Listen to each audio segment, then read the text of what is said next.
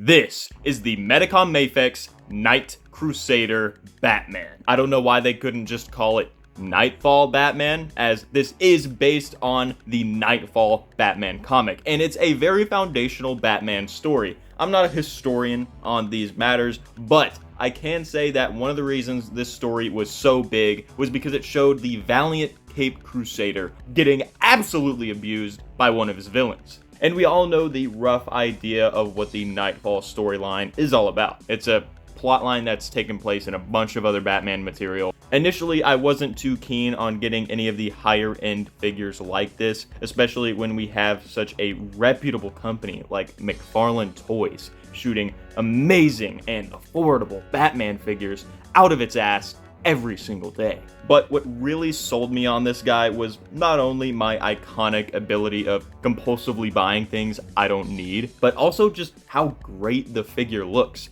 Decked out with all these accessories and alternate configurations, I love how it looks with the long pointy ears and the gritting teeth, the peaks on the shoulders. You see, this thing comes with 3 different head sculpts, each representing a unique look for Batman during the comic. You also have 3 different configurations for his cape, including an option of removing it completely in place of a simple neck piece. So you've got all you need here. Pieces to make him look like a more traditional Batman while still accurate to the comic, and pieces that give him a more stylized look. You can also prep him for an underwater dive, which is cool, I guess. On top of all that, we also get tons of alternate hands, allowing you to put him in a near limitless amount of poses and expressions. And to top it all off, a grapnel device that unfurls as a posable wire, so you can make it look like he's actually throwing the rope through the air towards his next vantage point. But what would all this be without good articulation? Well, it would be a massive disappointment. Luckily, that isn't the case. This may be one of the most fun figures to pose around, as all his joints are buttery smooth, but not loose and lanky. The figure doesn't dangle around like a wet sock. Instead, the joints are solid and have just enough friction to keep them in place, without being too stiff.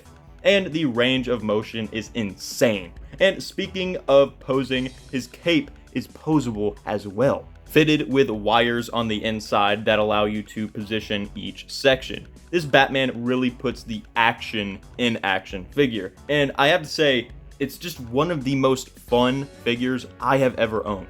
But let's not glaze too much. This isn't a picture-perfect product.